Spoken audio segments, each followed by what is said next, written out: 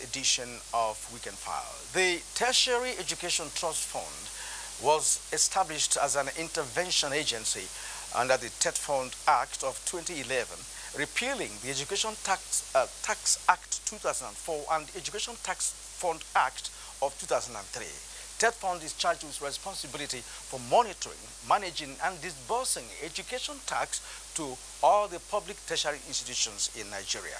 The fund administers the tax imposed by the Act and disburses the amount to tertiary educational institutions at federal and state levels.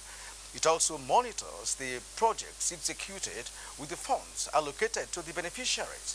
Some specific areas of focus include essential infrastructure for teaching and learning, instructional materials and equipment, academic staff training, and promoting creative and innovative approaches to educational learning and services. The operational cause of TET Fund was captured in its mission, which is to provide focused and transformative intervention in public tertiary institutions in Nigeria. Now, how has this agency been discharging its responsibilities since its establishment? In what areas are the nation's higher institutions of learning benefiting from the fund? What are the encumbrances militating against some institutions gaining access to their allocated funds?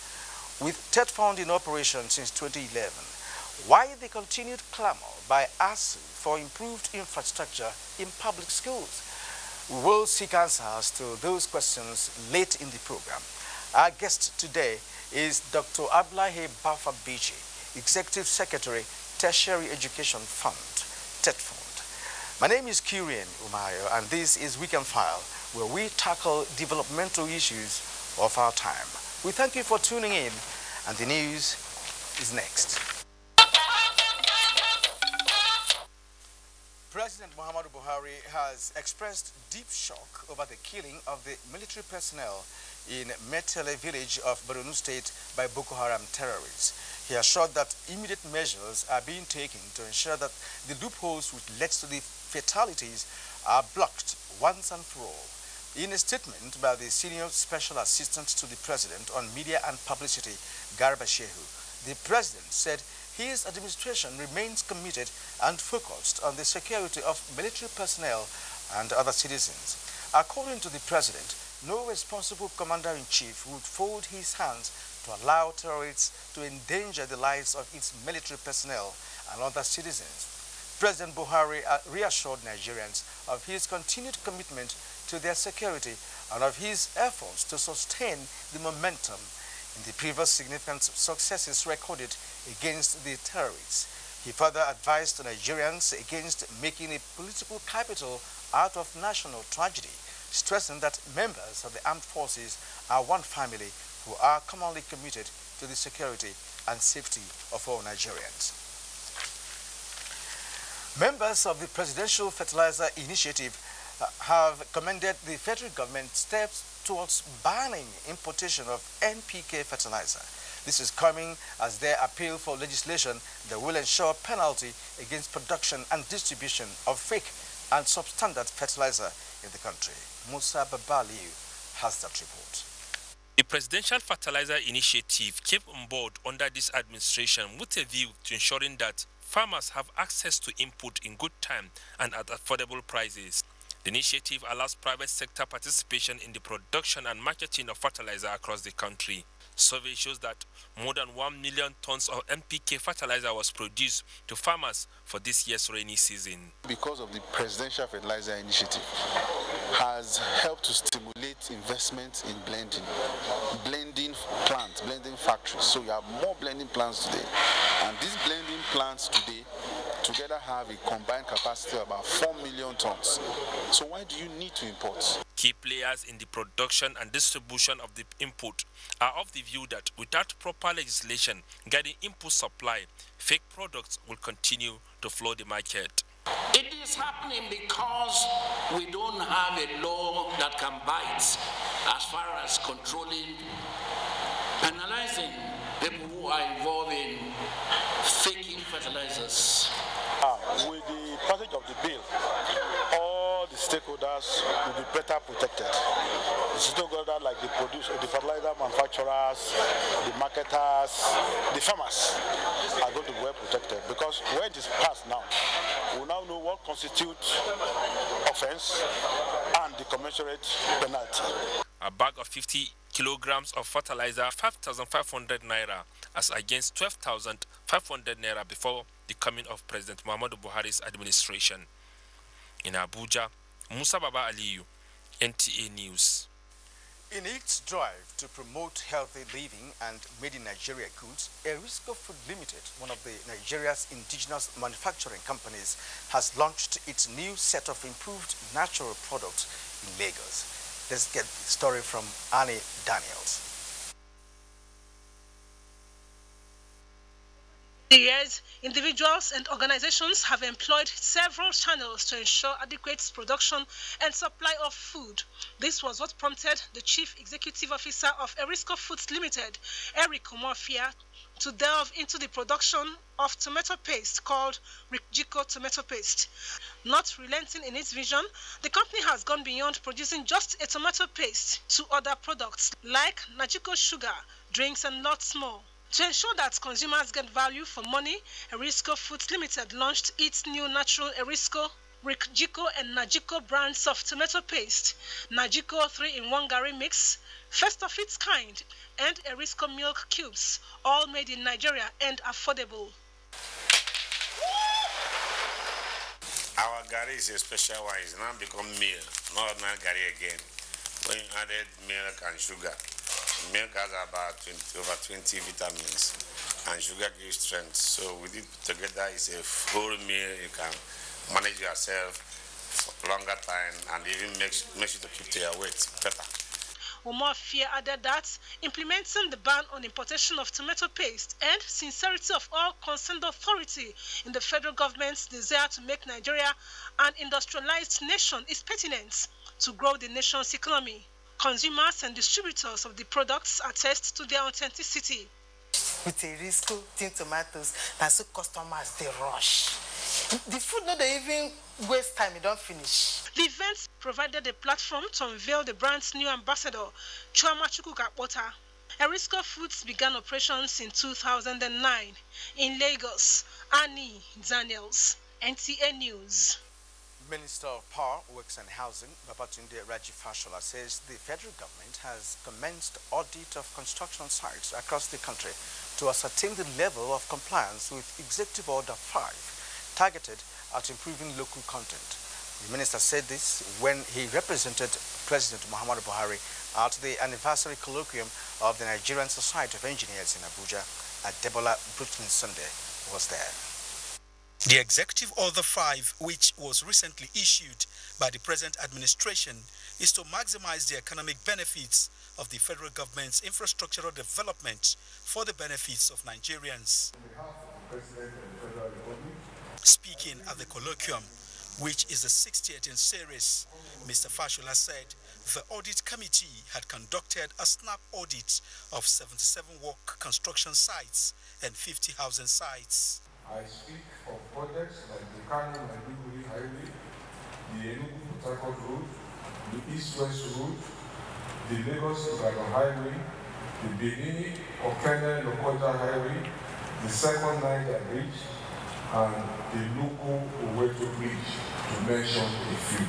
President of the Society, Adekunle Mokolu, who commended the federal government for undertaking massive infrastructural renewal program of abandoned projects for decades, calls for the cooperation of its members towards the full implementation of the order. Executive Order 5 entails a provision and government's focus that Nigerian professionals will be in charge, will be the lead in anything that is happening in this country. Very thankful to the President of the Federal Republic of Nigeria, President Muhammadu Buhari, for really helping the Nigerian engineers to have this opportunity. The President himself is a friend of engineers. He has been a friend for a long time. As a matter of fact, he's an honorary fellow of the Nigerian Society of Engineers, and honorary fellowship is granted to people who have provided exceptional services to the engineers without themselves being engineers. So, and in 60 years, we don't have up to 20 honorary fellows. The colloquium is aimed at re-engineering the engineers for optimum national economic growth and development. Adebola, Brooksland Sunday, NTA News. While rescue efforts continue in search of those trapped under the collapsed 7-story building in Port Harcourt, the Rivers State government has reminded those whose careless actions led to the said incident that the dictates of the law regarding the matter will be interpreted to the latter. Unconfirmed but reliable sources say 22 persons have been rescued with 2 casualties. Informer Omesa tells us more. The 7-story building under construction collapsed on the workers. Rivers State Deputy Governor Ipalibo Harry Banigo and members of the State House of Assembly, led by the Majority Leader, Martis Emewule, were at the scene to appraise the development. We believe that there is need for them to keep working, but that does not mean that more effort should not be made. We are still calling on other spirited individuals, companies, anybody that can assist. Anybody, this is an emergency situation, nobody planned for it. Our prayer is that there will be no more dead bodies that will come out of here. And then after we have saved the lives, we can now begin to look at what caused this structure to collapse. Officials of NEMA and other stakeholders, we are jointly working to ensure that those still trapped are eventually rescued. Underground here. So we want to see how we can get an opening here and then see if we can get people out of here. The person that saved a life ambulance carried to the BMH is my wife's younger brother. His name is Kingdom Ndubeze Ejila. He's dead. Right now he's in the mortuary. Efforts are still on to rescue persons under the rubble. As at press time, effort to ascertain the owner of the property has not yielded results. In Port Harcourt, Informer Omesa, NTA News. Well, that's indeed an unfortunate situation there in Port Harcourt. Now, Vice President Yemi Osinbajo has reiterated the need for Nigerians to work in unity with the federal government in its bid to transforming the country for the better. The Vice President made the call at the centenary celebration of the Christ Apostolic Church worldwide, held in Ikeji, Arekeji in Ogun State. For members of the Christ Apostolic Church, walking with God in the last 100 years calls for celebration.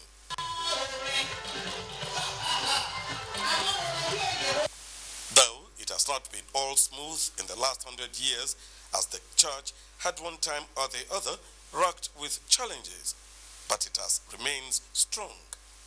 Vice President Yemi Osinbajo identifies this as the way forward, noting that the church must at all times brace up for the great challenge of correcting the ills in the society. It is our duty and our manifest destiny to change our country, to change the narrative in our country. It is to the church that God has given the power and the responsibility to transform nations. Romans 8 verse 19 says that the earnest expectations of the creation eagerly awaits the revealing of the sons of God. In other words, all of creation in this country, all that is wrong in our country, is waiting for the revealing of the sons of God. The Vice President commended the leadership of the Christ Apostolic Church for continuing to hold forth the work of discipleship in the last 100 years. President of the Church, Abraham Akinoshun, lauds the federal government's vision to make the country great again. Continue to pray for the success of the coming election. The church also decorated the Vice President for being a shining light in Christendom and also prayed for the country. In Ikeji Arekeji, Osun State, Jide Onifade, NTA News. Nigerian youths have been urged to take a standpoint are not to be used by politicians to cause violence, especially during the 2019 general elections. The Sultan of Sokoto, His Eminence Muhammad Saad Abubakar III, gave the advice at the Nigeria Inter-Religious Council Youth Wing 2nd National Youth Summit in Abuja. Lydia DJ Ochi reports. The 2019 general elections is fast approaching with high expectations as Nigerians look forward to a successful conduct of the elections. As religious leaders call for decorum and mutual respect from political actors, the youth wing of the Nigeria Inter-Religious Council have added their voice for a peaceful atmosphere during and after the elections. Religious leaders were emphatic on the role of security operatives to achieving this goal. We don't have any preferred candidate for any elected post. Everybody is our candidate. The president said he would rather lose election than rig. So I take note of what the president said. Security agencies, especially the police. Police.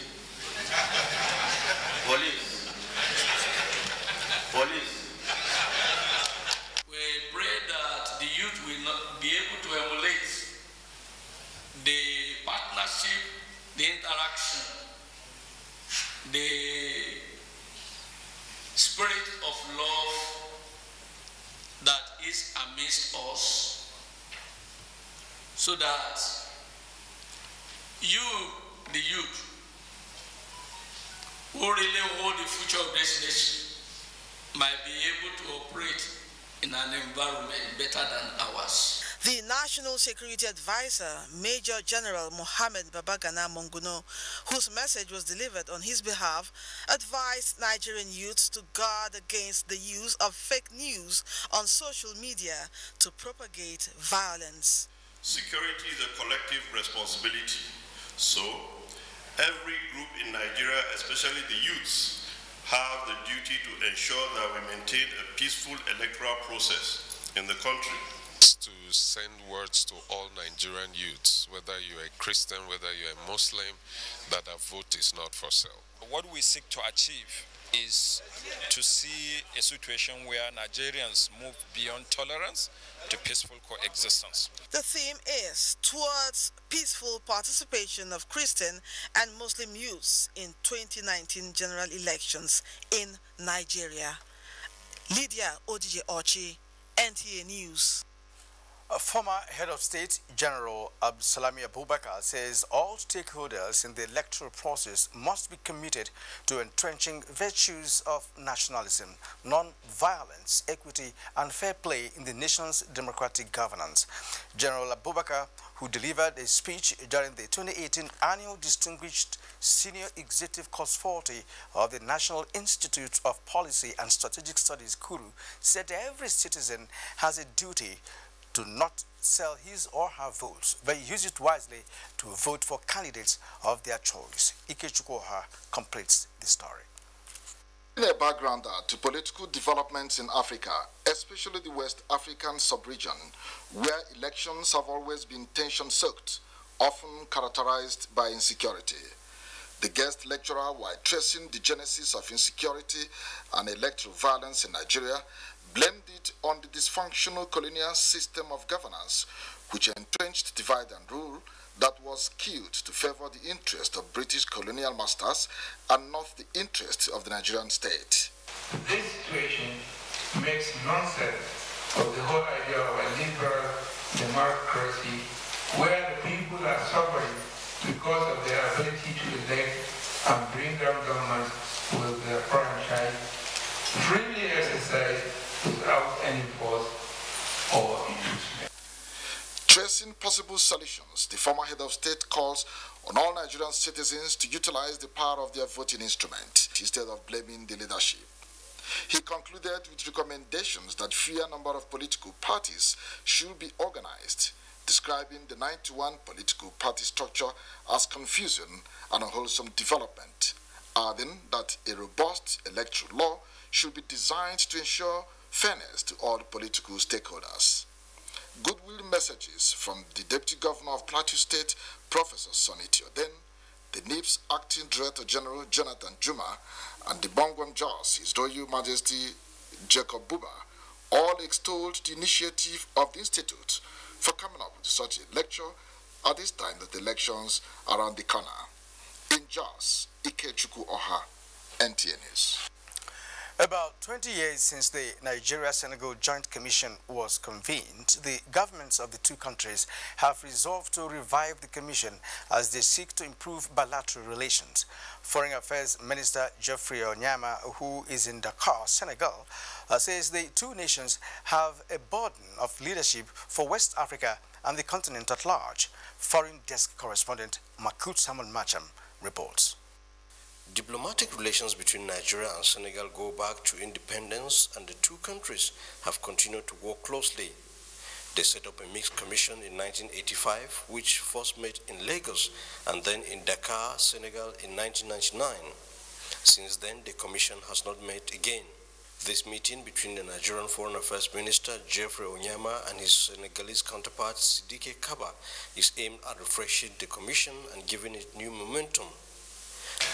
Right through, so many other leaders have always worked very closely together and have always shown tremendous solidarity and a commonality of vision. A vision that they have always shared for Africa, for our sub-region, our bilateral relations, and a global vision. As we have two countries who have good relationship, but we decide now we will meet before the end of the new year.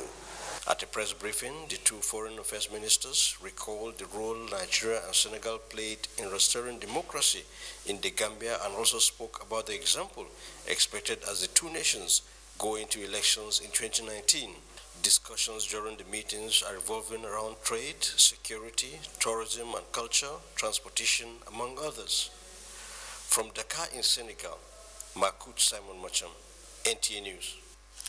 And you're watching Weekend File on the network service of the NTA. Prior to the establishment of TET Fund scheme in 2011, government-owned tertiary institutions were poorly funded, hence the reason for an intervention mechanism. Despite this provision, we hear that some schools are lacking in accessing the funds, yet infrastructure deficit in tertiary institutions persists. You'll get to know more as we dig into the affairs of TET Fund in our correspondence report up ahead. I'll be back in just a moment. 10 years ago, Globe predicted that the future lay in data. They decided to connect Nigeria to the rest of the world through their very own submarine cable. They laid a dedicated fiber optic ring around the country, seamlessly connecting to cities, suburbs, and towns. They created innovative, flexible, and highly affordable data plans. Soon, they had the largest growing network of new data subscribers in the country. Then, Glo launched 4G LTE, data so clear and so fast that it will transform the way Nigerians communicate, work, learn, and play. They can listen to millions of music tracks, enjoy thousands of movies, play online video games, and even watch live TV. Brought to you by the grandmasters of data. Enjoy 25% more data when you auto-renew your plan. Your #1 4G network nationwide. Glow, grandmasters of data. Hello. Hi, Jenny. Can you supply 1,000 bottles of juice by noon? Yes, ma'am. Yeah, bye. Hello.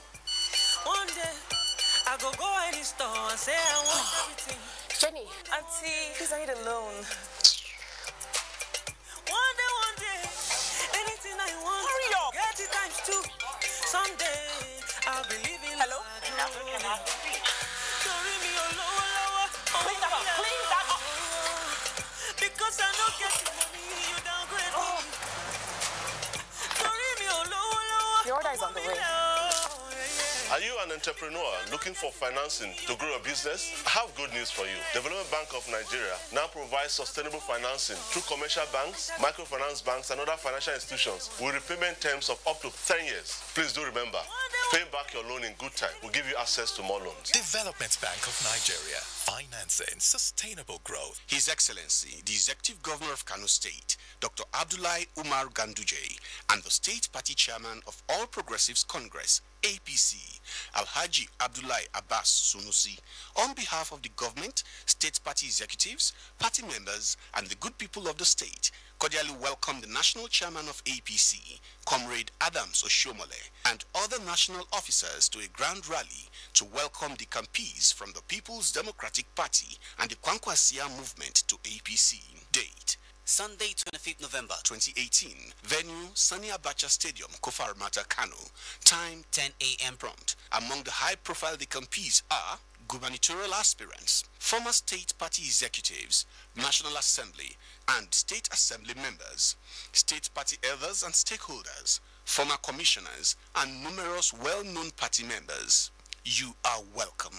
Malam Muhammad Garba, Announcer. Department of Petroleum Resources, DPR, invites stakeholders in the Nigerian oil and gas industry to the 18th edition of International Health, Safety and Environment HSE Conference with the theme Driving Sustainability in the Oil and Gas Industry Through Improved Stakeholders' Environmental Stewardship. Vice President, Federal Republic of Nigeria, Professor Yemi Osinbajo, SAN, will give the keynote address, while the Minister of State, Petroleum Resources, Dr. Ibe Kachiku, will be the chief host. Date, Monday 26th to Wednesday 28th November 2018. Venue, Eko Hotel and Suites, Victoria Island, Lagos. Guests are expected to be seated by 9 a.m. prompt. Announcer, Mr. Mordecai Babaladan, Director, Department of Petroleum Resources. The Honorable Minister of Industry, Trade and Investment, Dr. Kichuku Inelama, wishes to inform the public that the 10th meeting of the National Council on Industry, Trade and Investment, under the broad theme of ease of doing business in Nigeria, the role of states and local governments, is scheduled to hold from Monday 26th to Friday 30th November 2018 at the International Conference Center, Umahia, Abia State. Monday 26th November, arrival and accreditation of delegates. Tuesday 27th, technical session. Wednesday 28th, syndicate session. Thursday 29th, ministerial session. Friday 30th, departure. For further enquiries and registration, visit the website or contact Director, Policy, Planning, Research and Statistics and Deputy Director, Planning on these numbers. Mr. Edets S. Akban, Permanent Secretary, Announcer.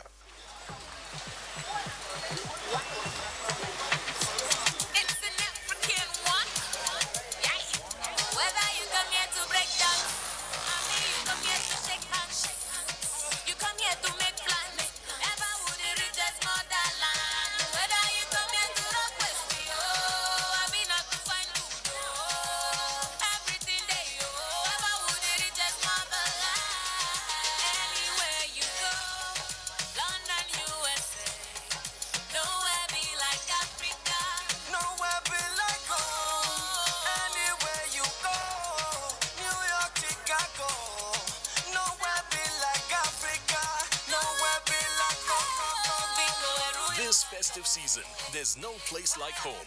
Get a GoTV decoder and GoTenna and 1 month of GoTV Max subscription for only 6,900 Naira.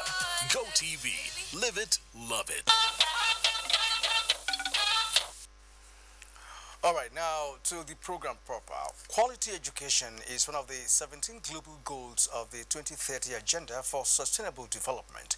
In line with the focus of the change agenda of the Buhari administration, Nigeria is putting all efforts needed to advance this cause. Yes, for the Buhari administration, education is at the center stage in redirecting the nation towards functional development of the people and economic prosperity. To this direction, the Tertiary Education Trust Fund is strategic in bringing back the lost glory of education in the country. Tech Fund correspondent Adu Adamu also has the report. The Tertiary Education Trust Fund is an intervention agency of the federal government charged with the mandate of managing the 2% tertiary education tax paid by all registered companies in Nigeria annually. Presently, TED Fund is intervening in 77 universities, 57 polytechnics, and 66 colleges of education owned by both the federal and state governments. Today, more than ever, the beneficiary institutions are experiencing a major turnaround in both operations, infrastructure, the superstructure, and human capacity development. As part of the commitment of President Muhammadu Buhari to ensure the provision of quality education at all levels, I commissioned this library complex in the name of God and for the benefit of humanity. And TED fund money is not one of the easiest monies to play pranks with, because it's all given. You won't get the next tranche until you show proof how you use the last fund. The changes have facilitated universities and other institutions to assess and properly utilize their allocations. In the past, there are some institutions that had backlog of unassessed funds. Anybody who is in the university and the university chancellor can attest to the fact that there's transparency in what is happening now. The result is that beneficiary institutions now get their intervention fund as at when due. TED Fund, in consonance with the Buhari administration economic diversification drive, has come up in full force, indicative of his drive that business is no more as usual. Perhaps our biggest ambition yet is the overhaul of our education sector. As it is today, the annual direct disbursement got the highest ever allocation in history under the current administration, with each university receiving over 1 billion naira each in 2016 against the 335 million naira received in 2015. Polytechnics received 669.1 million naira each in 2016 against the 250 million received in 2015. While colleges of education got 679.6 million naira each in 2016 against the 227 million naira received in 2015. The academic staff training and development program geared toward upgrading the quality of academic staff in public tertiary institutions, with over 23,000 beneficiaries since the inception of the program in 2008, also got the highest allocation under the Buhari administration. Under the physical infrastructure development, the fund is changing the landscape of institutions across the country, with over 210 projects approved from January to September this year. I had a meeting last week in Brazil, part of this TED Fund thing that we went for. You have this feeling that you're being looked after. I benefited from TED Fund when I was the park to go and attend a conference this year, the International Association for Impact Assessment. I was able to attend the International Sociological Association World Congress, which took place at Toronto, Canada. We have a lot of people working, as you can see, mixed, the mason, laborer, iron benders, carpenters, all. So many Nigerians are benefiting from the project. Ado Ademo also, NTA News. Thank you indeed, Ado Ademo, for that report. Now, TED Fund interventions in high institutions of learning across the country has been rated high in tertiary institutions in Anambra State, for instance, as a greater percentage of infrastructure and academic developments recorded as a result of the scheme. Let's hear from Ngozi Okekaro. Tertiary Education Trust Fund, TED Fund, is a scheme established by the federal government in 2011 to disburse, manage and monitor education tax to government-owned institutions in Nigeria due to poor funding of the sector. In Anambra State, where it was described as the life wire of infrastructures of learning, academic research and trainings, institutions such as Chukwuemeka Odumegwu Ojukwu University, Uli, and the Igbariam campuses, TED Fund projects include the pharmaceutical and engineering complexes, the biggest in the country, the e-library with over 250 computers, publication of academic journals and staff trainings, all made possible by TED Fund. In fact, TED Fund lifted our university from glorified secondary school to real university. We always have yearly intervention and then the high impact intervention that gave us these 3 buildings I've shown you. TED Fund is a very strong backbone to the existence of this university. If you go around this very university, you will see that majority of the projects in place are TED Fund funded. There are various programs of TED Fund, and this university has happily benefited from that. At the Federal Polytechnic Oko, the acting rector, Dr. Izuchukwu Onu, said the institution has also benefited greatly from the Tertiary Education Trust Fund intervention programs, with projects at almost 100% completion. The library here, well, that is one of the best projects we have so far enjoyed from TED Fund. The virtual library is functional, and the reader section too, the books are there. TED Fund has sponsored over 150 staff in their AST and in their study programs, masters and PhD programs, both local and abroad. Over 100 staff have attended conferences abroad. A lot of staff have also benefited from academic research, which they now publish in journals. It helps in their appraisal during appraisal time. Both institutions acknowledge the role Tertiary Education Trust Fund play in meeting up with the Nigerian University Commission's requirements. They don't review their project. That's a major problem.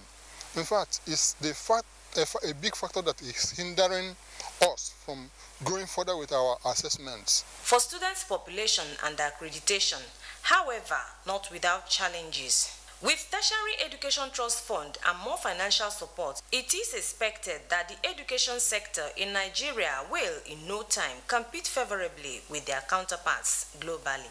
In Oka, Ngozi Okeka. All right, now, Rinet Lott examines the impact of TED Fund on some higher institutions of learning in Plateau State.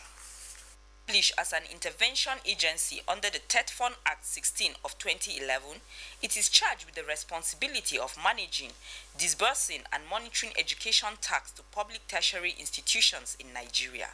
To ensure that every Nigerian student in every public higher institution learns under a conducive environment, TED Fund intervenes in areas like physical infrastructure, instructional materials and staff training.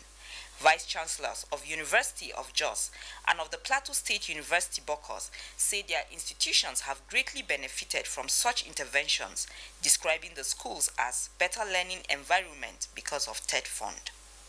The VCs, while giving statistics of structures carried out by TED Fund, explained how staff training has tremendously improved both the teacher and students. In terms of infrastructure, we still need more. Library development, we still need more. ICT, we still need more. Staff training and development, we still need more.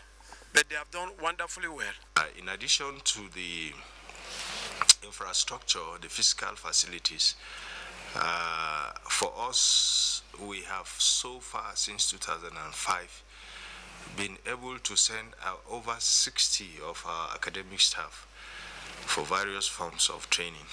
Various projects like lecture theaters fully equipped, conference halls, libraries and other facilities were seen. Every department has a specific a place or class for learning. Most of our lecturers have been sponsored by TED Fund for PhD programs.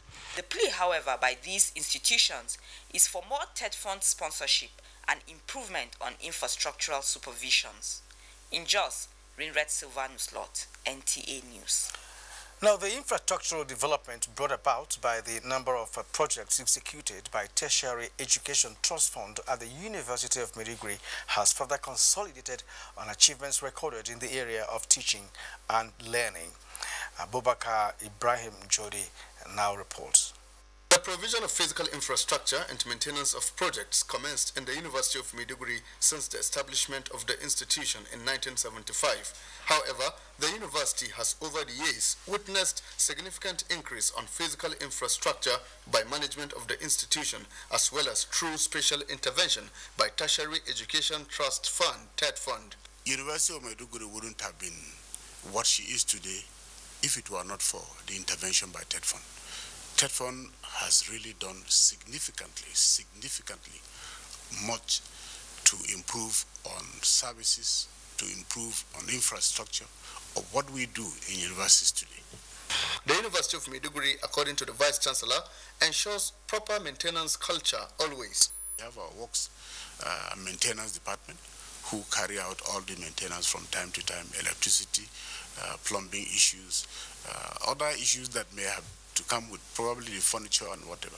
So we've been doing this one to be able to, because we are guarding this one jealously, because it's something we never knew it will ever come. The funding of tertiary institutions across Nigeria through special interventions like that of TED Fund has greatly facilitated the acquisition of academic excellence. It's a kind of like help the students and both the lecturers to make it easy for them, like the aspects of the practicals, the laboratories, the ICT centers. It's also enhanced education. It makes the students like they have interest in doing more things. It improves the teaching and learning of the students. The intervention by TED Fund in the University of Maiduguri has not only enhanced academic and non-academic activities in general, but has added value to the institution in no small measure, thereby making it to stand out among its counterparts across Nigeria and beyond. All right, and that was Mohammed Musa there in our Maiduguri Network Center with that report. And that concludes our correspondence report on this edition of Weekend File. Now, well, of course, we have touched on the issues of funding of tertiary institutions of education in Nigeria.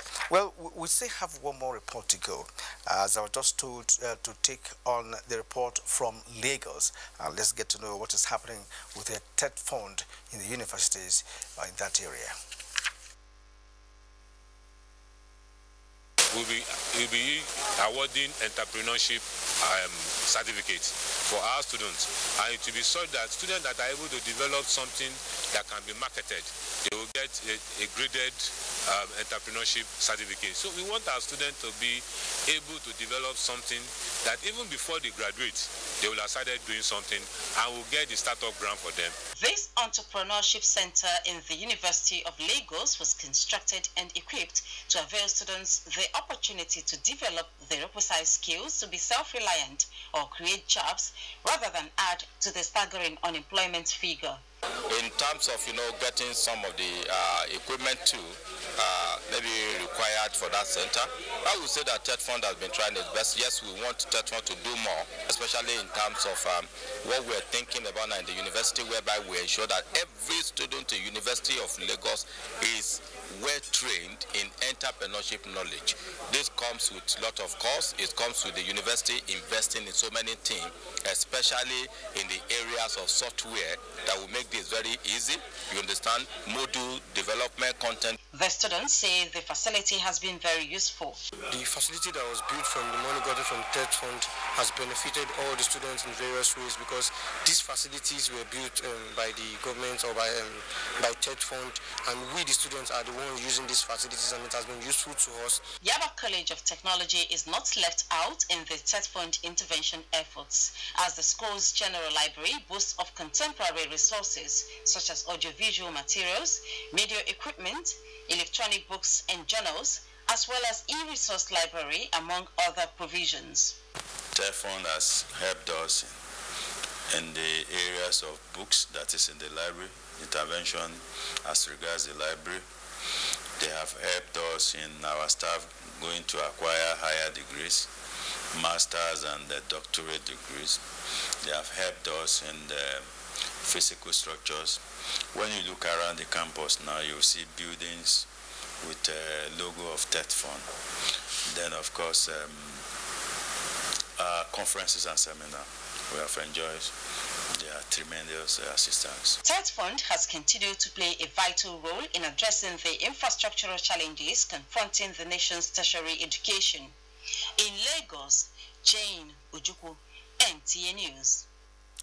And thank you, Jane. Our guest tonight on the program is Dr. Abdullahi Bafa Bichi, Executive Secretary, Tertiary Education Fund. Well, we'll be talking in just a moment.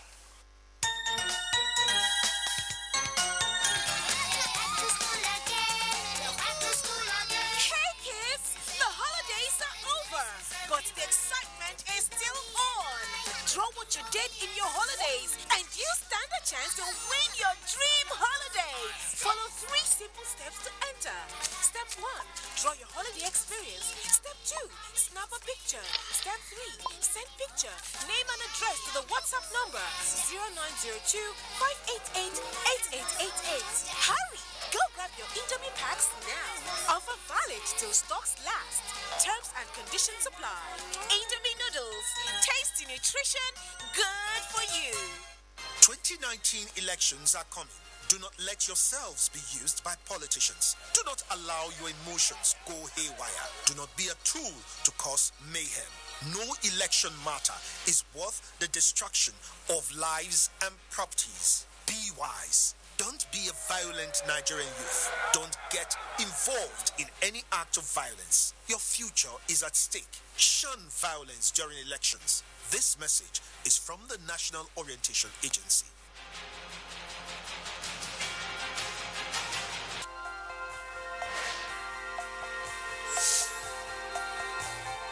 My name is Mrs. Felicia Odunola Olojede. I'm living at Ibadan. I'm selling shoes at Oje in Ibadan here. I've been in this business from years ago. There is no government, no anybody that helped me to assist me in my market. But now I collected 100,000 from BOI program. I like the program. Now my business has been increased without any collateral, without any surety. I've returned the money back. I advise the federal government to continue with the program.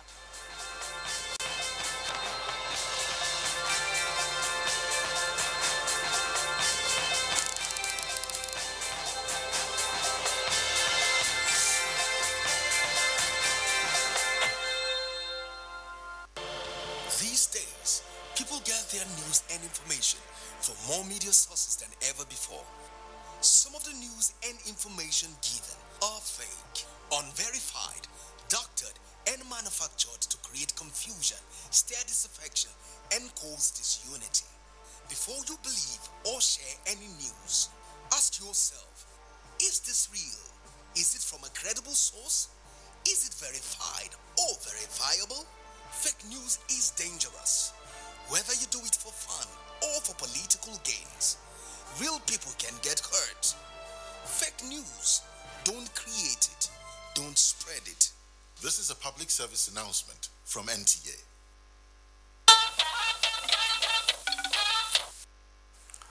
All right, we now have our guest this evening, Dr. Abdullahi Bichi Bafa, Executive Secretary of TET Fund. You're welcome to Weekend File. Thank you very much, Kiri. Now, what makes TET Fund of today remarkably different from what we used to have many years ago? Well, thank you very much for this very interesting question. The first thing that I will say makes TET Fund different is the leadership in the country.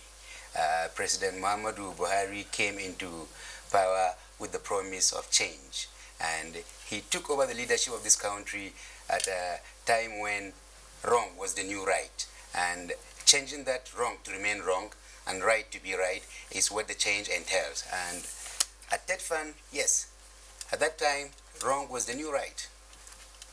Everything was going without due process. Things were happening that were really against the spirit and letter of the act that established TET Fund. Things were happening against the spirit and letter of the guidelines, operational guidelines of the fund. And all we are doing now is to be guided by the law and also be guided by the financial regulation of the country, to be guided by the operational guidelines of TET Fund.